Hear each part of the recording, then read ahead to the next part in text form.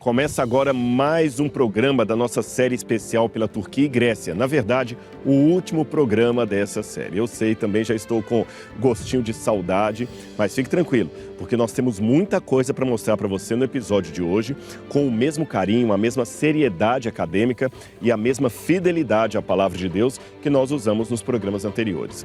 Hoje nós vamos continuar explorando as ruínas da cidade de Corinto, para que você entenda um pouco mais de perto o ministério do apóstolo Paulo, as cartas que ele escreveu à comunidade cristã que morava nesse lugar e como tudo isso tem relação direta com a fé que nós temos em Cristo hoje no século XXI. Você sabe, eu sou Rodrigo Silva e estou sempre em busca de fatos que comprovem a historicidade da Bíblia Sagrada e evidências também que ajudem você a conhecer melhor a história do cristianismo. Não sai daí porque o programa de hoje promete e ele está começando.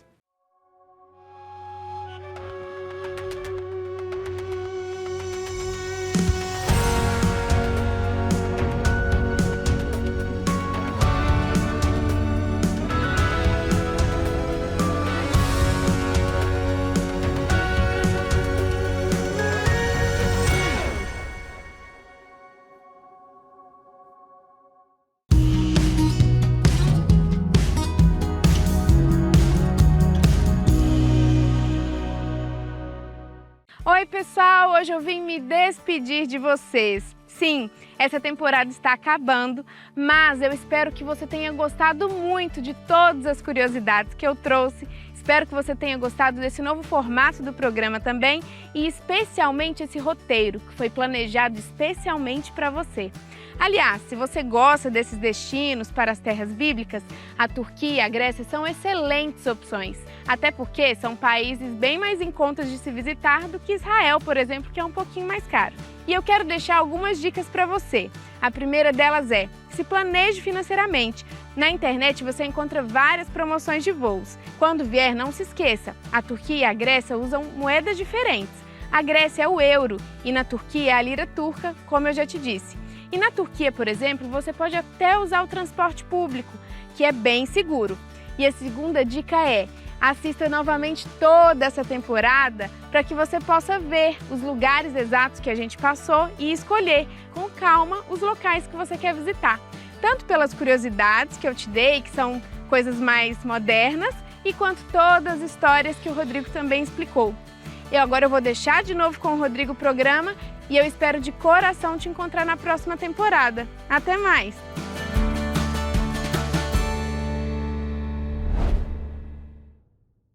Corinto era uma cidade portuária e um grande centro comercial. Isto fazia dela também uma cidade cosmopolita, que atraía pessoas de todos os cantos do mundo. Isto tanto na época grega, helenística e também no período do Império Romano. Alguns vinham aqui para tentar a sorte num novo emprego, outros apenas eram aventureiros, como marinheiros que passavam apenas alguns dias aqui, outros queriam até ter uma vida dupla numa cidade onde ninguém os conhecia. E havia também pessoas que vinham a Corinto por motivação religiosa. Como eu já falei em programas anteriores, é até uma situação curiosa que a vida promíscua, que era tão patente nessa cidade, não parecia conflitar com movimentos religiosos da época. As pessoas não achavam que os deuses que elas adoravam se sentiam incomodados com toda aquela lascívia, com toda aquela licenciosidade que havia aqui. Aliás, eu até lembro a você, num dos programas anteriores eu falei disso, que havia um jargão na época. Quando eles queriam se referir a alguém que era completamente imoral, eles diziam que aquela pessoa estava corintianizando-se, ou seja, estava se tornando alguém completamente fora dos padrões morais. Porém, nada disso parecia incomodar a fé religiosa do mundo pagão.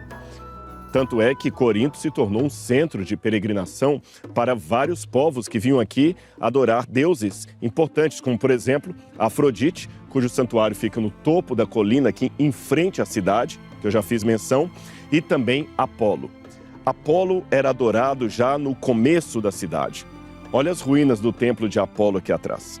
Apenas algumas colunas ficaram de pé, mas considerando que esse templo foi construído no 6º século a.C., é impressionante que tudo isso ainda esteja em pé. Principalmente enfrentando as intempéries do tempo, as guerras, porque você tem vários buracos aqui que eram pessoas que ficavam praticando tiro ao alvo nessas colunas milenares. Que ignorância, você já imaginou? Agora, voltando aos tempos de Paulo, eu também tenho uma relação direta entre esse santuário que estava aqui e algo que Paulo descreve na Epístola aos Coríntios como sendo um dilema ético-religioso do seu tempo. É o seguinte, nos festivais religiosos que havia aqui, não apenas em homenagem a Apolo, mas às vezes também em homenagem a Dioniso, o deus do vinho, especialmente durante os esportes que eram praticados aqui na cidade, eles costumavam pegar todos os animais que eram trazidos pelo povo como oferenda para a divindade aqui, e esses animais eram sacrificados e a carne que sobrava desses sacrifícios era vendida no açougue do mercado. Ou seja, todo mundo que ia comprar uma carne no supermercado da cidade comprava uma carne que outrora fora sacrificada a um deus aqui nesse santuário. Aí você já imagina o dilema que, a princípio, os judeus tinham e depois os cristãos também. Será que o judeu, que tinha toda uma dieta religiosa, de acordo com Levítico capítulo 11, que prescrevia comer carne de porco, frutos do mar e outros alimentos, será que o judeu poderia, em sã consciência, comer uma carne que fora antes sacrificada a um ídolo? Eu vou explicar para você como é que isso funcionava. Às vezes, quando um animal, geralmente um cordeiro, era sacrificado aqui, sobravam muitas partes da sua gordura, da sua carne. Então eles guardavam isto em sal e esta carne abatida era vendida no mercado, pelo menos aquela que sobrava. E parte do dinheiro da venda dessa carne ajudava na manutenção desse templo aqui atrás. Então um judeu raciocinaria assim: se eu for ao mercado e comprar uma carne de cordeiro, ainda que seja uma carne limpa, de acordo com as orientações de Levítico capítulo 11, essa perna de cordeiro que eu estou comprando pode ser o que sobrou de um outro cordeiro que foi sacrificado no templo de Apolo e que agora está sendo vendido para mim. E ao pagar por essa carne, eu estarei ajudando na manutenção de um templo pagão. Então, será que eu estou em pecado? O cristianismo, que nasce também aqui, ou melhor, que recebe o evangelho aqui, porque o cristianismo já nascia com a pregação de Jesus, ele também acaba participando desse dilema judaico, porque uma boa parte dos cristãos que frequentavam a igreja de Corinto eram de origem judaica. Eram pessoas que tinham saído da sinagoga quando Paulo pregou lá e agora estavam recebendo o evangelho. Então, muitos deles também tinham todas as prescrições judaicas. Aliás, não apenas esses cristãos de origem hebreia. Nós temos também na sinagoga vários pagãos que frequentavam o lugar, eu já fiz menção deles antes, e que eram simpáticos ao judaísmo e seguiam o judaísmo em quase tudo, exceto na circuncisão. Eu falei disso no programa anterior. Agora, esse povo via essa situação e também mandava perguntas para Paulo. Será que nós podemos comer carnes que provavelmente foram sacrificadas a ídolos? A opinião de Paulo parecia ser aqui não havia motivo para se preocupar com isso. Porque se eu deixo de comer uma carne porque ela foi sacrificada a Apolo, eu estou dando a Apolo um valor maior do que ele teria. Eu estou levando o Deus em alta consideração. Então, na cabeça de Paulo, qual o problema? Coma de tudo que vem do mercado sem perguntar a procedência. Por outro lado, Paulo também era sensível a não servir de pedra de tropeço para os seus irmãos, para não causar escândalo. Então Paulo deixou bem claro: olha, quem come, para o Senhor come. Quem não come, para o Senhor não come. Alguns acham que pode comer de tudo, outros acham que não podemos comer de tudo. Então, quem come, não julgue o outro. E assim ele resolveu o problema. Aliás, não somente isso. Quando o Concílio de Jerusalém se reuniu para resolver muitos problemas que eram trazidos, inclusive, pelas comunidades que Paulo fundou, este concílio determinou, entre outras coisas, que os cristãos se abstivessem de carnes sacrificadas a ídolos e também do sangue de animais. Então Paulo, ainda que tivesse uma mentalidade mais liberal em relação a esse ponto do comportamento cristão, ele obedeceu à disposição do Concílio de Jerusalém. Então o próprio Paulo, mesmo que a sua consciência não o impedisse de comer carnes que fossem oferecidas aqui, ele evitava fazê-lo para não atrapalhar a fé dos seus irmãos, aqueles que eram mais fracos. E talvez esse comportamento dele seria um bom modelo para muitos de nós hoje que ainda lutamos com vários dilemas do cristianismo. Mas aqui eu já expliquei para você o contexto do comer ou não comer carne, que aparece tantas vezes na carta de Paulo aos Coríntios e que muita gente acaba mal interpretando por desconhecer o contexto histórico da época.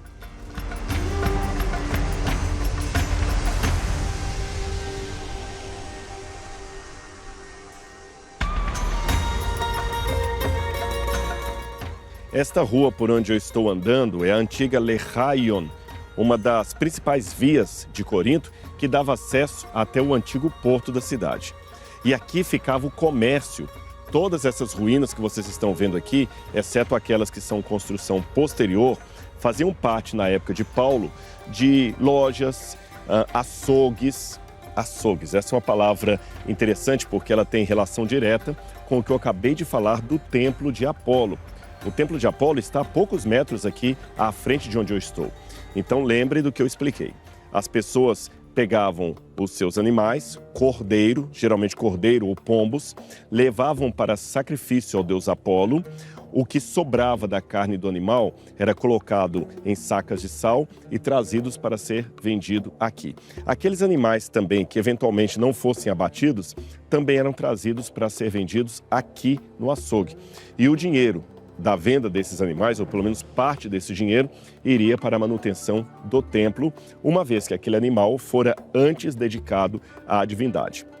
Havia também uma outra prática, que muitos comerciantes locais, eles pegavam, especialmente os açougueiros, e dedicavam todo o seu negócio e os seus produtos também à honra do deus A ou do deus B, de modo que, consumindo aquele produto, você estava, de certa forma, inserido no universo pagão.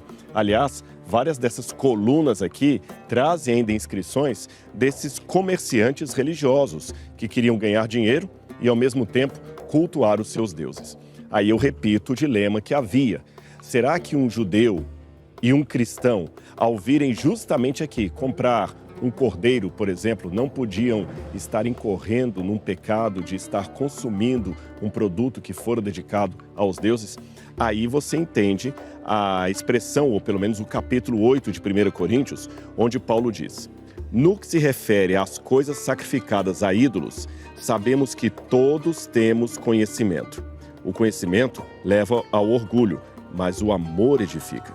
Se alguém julga conhecer alguma coisa, ainda não conhece como deveria conhecer. Mas se alguém ama a Deus, esse é conhecido por ele. Quanto a comer alimentos sacrificados aos ídolos, sabemos que os ídolos por si mesmos nada são no mundo e que não há outro senão um só Deus. Então Paulo, por uma parte, como eu expliquei anteriormente, ele não via problema em você comprar uma carne aqui, mesmo que ela viesse do templo. Mas se isso fosse trazer constrangimento espiritual ao seu irmão, então seria melhor não fazer isso. E por quê? Ele dá um motivo: pelo amor à igreja. E como isso é forte numa época em que muitas pessoas dizem: ninguém tem nada a ver com a minha vida, eu não quero saber disso, ninguém manda em mim. Ora, Paulo não queria ser como essas pedras que estão aqui no meu pé. Ele não queria ser uma pedra de tropeço para nenhum irmão tropeçar e cair na fé. E tem um detalhe a mais também que me chama a atenção. Aqui a discussão não era se poderia ou não comer carne de porco, porque o porco nunca era oferecido em sacrifício para os deuses. Nesse ponto é interessante notar que o sacrifício que os pagãos faziam aos deuses era de pombos ou de cordeiros. Eles não sacrificavam porcos. Então a carne que vinha para cá não tinha nenhum problema em relação às carnes proibidas ou permitidas em Levítico capítulo 11. A questão aqui é que essas carnes eram sacrificadas ou dedicadas a uma divindade pagã. Poderíamos ou não consumi-las. E assim eu explico um dilema ético de Corinto para você, dentro do contexto histórico da cidade.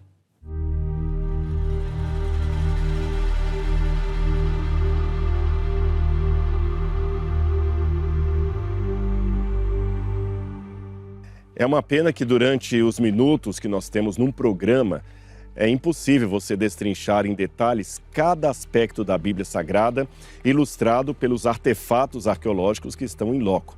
Mas eu espero que, pelo menos o pouco que eu tenho apresentado, ainda que seja uma amostragem, sirva para você ter mais incentivo para cavar fundo na Palavra de Deus, que tenha tido didática o bastante para que você possa falar: finalmente agora eu pude entender essa passagem da Bíblia. Agora ficou claro para mim. É lógico que há outros dilemas de Paulo aqui em Corinto que poderiam ser explorados com mais detalhes se houvesse tempo para isso. Por exemplo, o papel da mulher na igreja cristã primitiva. Muitos pegam aquelas passagens em que Paulo diz que seria melhor as mulheres ficarem caladas na igreja, se tivessem dúvidas, perguntassem aos maridos. E muitos, a partir disso, descontextualizando a Bíblia, é claro, entendem que Paulo seria um machista, um chauvinista, que não entendia o papel, a importância da mulher. Nada disso é verdade. Aliás, basta lembrar que quando ele começou o trabalho aqui, a Bíblia diz que ele se uniu não a um homem, a Áquila, mas a um casal, e o nome dos dois são colocados ali, Áquila e sua esposa Priscila, que foi uma baluarte da mensagem cristã. Você deve lembrar que a Bíblia Sagrada enaltece sim a mulher. Quando Paulo disse, por exemplo, que aqui em Corinto as mulheres deveriam ficar caladas em casa, tudo isso tinha a ver com o culto a Afrodite.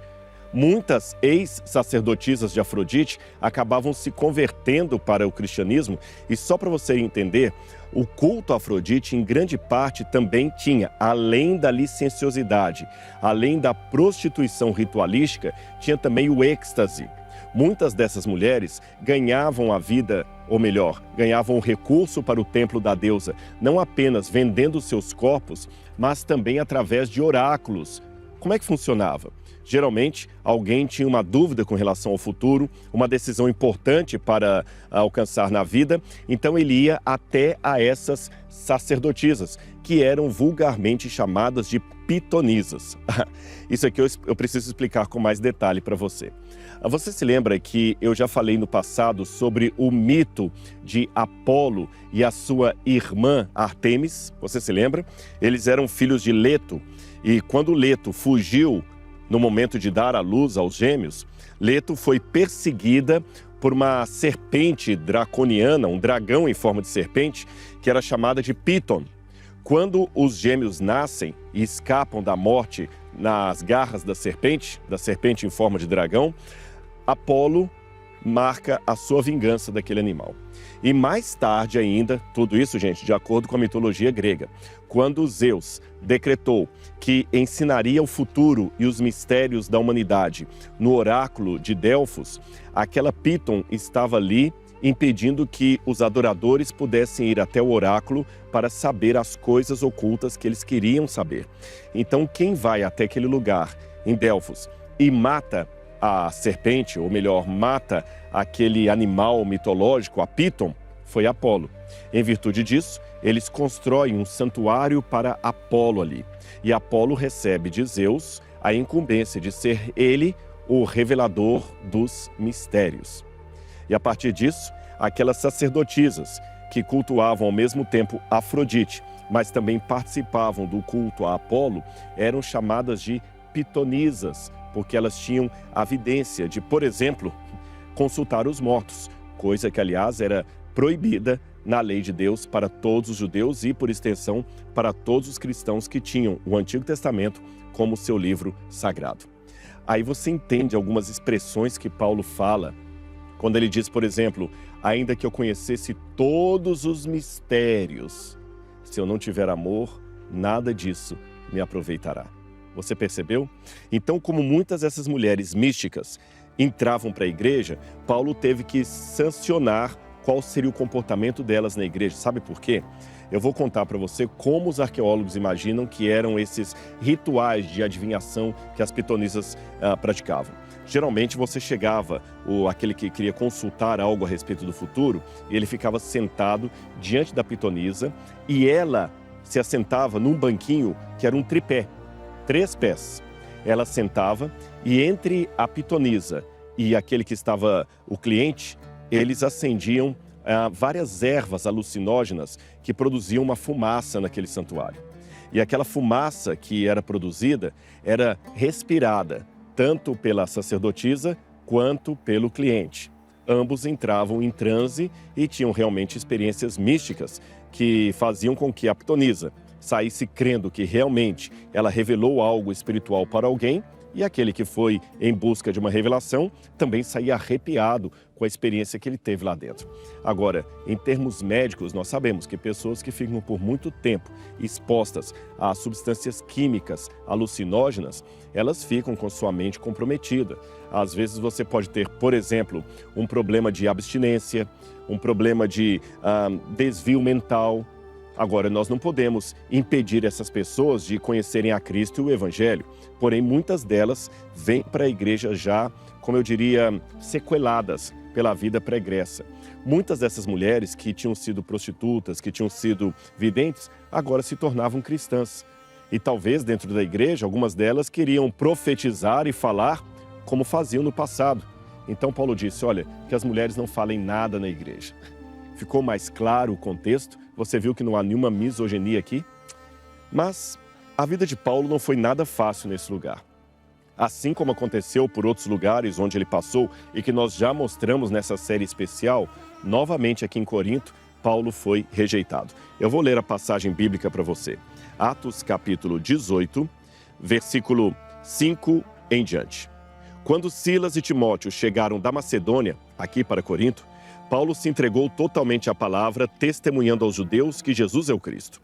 Como eles se opuseram e blasfemaram, Paulo sacudiu as roupas e disse-lhes: que o sangue de vocês caia sobre a cabeça de vocês. Eu estou limpo dele e, a partir de agora, vou para os gentios, que eu já expliquei em programa anterior, seriam os não-judeus.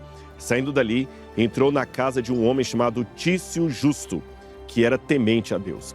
Essa expressão, no livro de Atos dos Apóstolos, temente a Deus, não significava apenas que Tito era um homem piedoso, no sentido moderno da palavra. Significava que Tício era daquela categoria de pessoas que eu mencionei antes, que eram apaixonadas pelo judaísmo, seguiam tudo do judaísmo, a alimentação de acordo com Levítico capítulo 11, o sacrifício no templo, orar em direção a Jerusalém, guardar o Shabat, porém, essas pessoas não eram circuncidadas. Então, na cultura judaica, eles eram chamados de tementes. A rigor, você tinha 3 tipos de frequentadores da sinagoga. Você tinha o judeu de nascimento, o prosélito, aquele que se convertia, e o temente. Finalmente, Paulo vai para a casa desse temente e fala, olha, vamos começar a igreja cristã aqui na sua casa. Saindo dali, entrou na casa de um homem chamado Tício Justo, que era temente a Deus, e a casa dele ficava ao lado da sinagoga. Crispo, o chefe da sinagoga, creu no Senhor com todos de sua casa. Também muitos dos coríntios, ouvindo, creram e foram batizados. Só que aí nós tivemos um problema. Paulo acabou sendo hostilizado por aqueles que se opunham à sua mensagem, e a Bíblia fala que ele foi trazido justamente para o tribunal, para ser julgado aqui. Eu vou ler para você, a partir do verso 12. Quando Galho era procônsul da Acaia, os judeus de comum acordo se levantaram contra Paulo e o levaram ao tribunal. Quase Paulo foi linchado. E onde isso aconteceu? Provavelmente aqui. Essa plataforma de pedras que vocês estão vendo atrás de mim fazia parte do tribunal da cidade de Corinto. Hoje nós temos o nome desse lugar de Bema ou Vema, que era justamente a tribuna, onde casos eram julgados, especialmente aqueles que provocavam tumulto popular. Paulo, então, mais uma vez foi expulso daqui e ele, depois de ter passado algum tempo nessa cidade, acabou saindo mais uma vez para pregar o evangelho em outros cantos desse mundo, porque ele queria que todos conhecessem a mensagem de Jesus.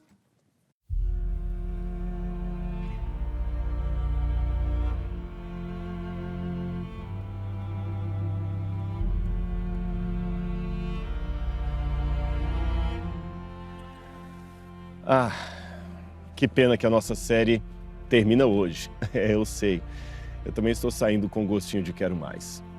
Mas eu espero que você tenha aprendido com todo esse momento, com todos esses programas, a essência do que nós quisemos transmitir. Muito mais do que conhecimento histórico, arqueológico ou até teológico, eu espero que você tenha aprendido o espírito daquelas pessoas que fizeram parte dessa história. Você viu como João caminhou por várias cidades, você viu como ele foi preso na ilha de Patmos, como ele pastoreou a igreja de Éfeso. Você viu que João talvez foi o único dos 12 apóstolos que morreu de morte natural, enquanto todos os outros, incluindo o próprio Paulo, terminaram martirizados. Paulo provavelmente foi decapitado na época de Nero e outros tantos que entregaram sua vida para Cristo. Nós fomos a Antioquia, nós visitamos Éfeso, nós visitamos cidades antigas, também vimos um pouco da história do cristianismo a partir da época constantiniana, quando agora a igreja deixou de ser perseguida para ser autorizada, prestigiada e, infelizmente, condutora de uma perseguição em nome de Jesus. São capítulos bonitos e também tristes da história da igreja cristã. E o que marcou tudo isso? Por que alguns foram tão fiéis a Cristo a despeito de tantos problemas?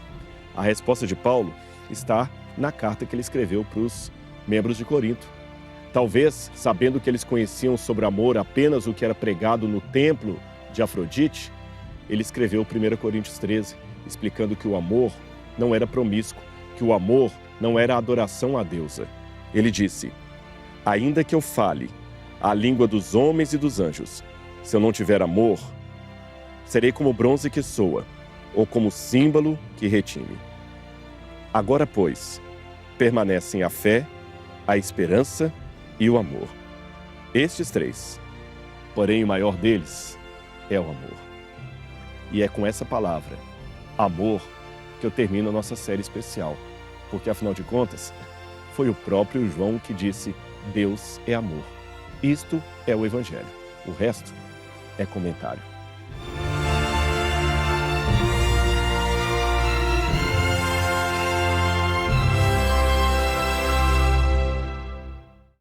Vambora, meu povo! Vambora!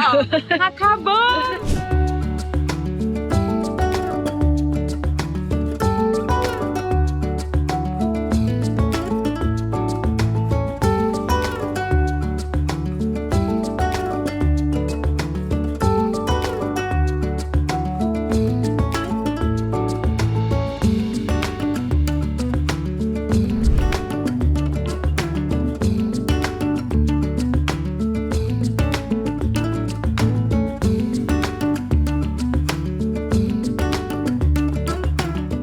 Tchau, tchau.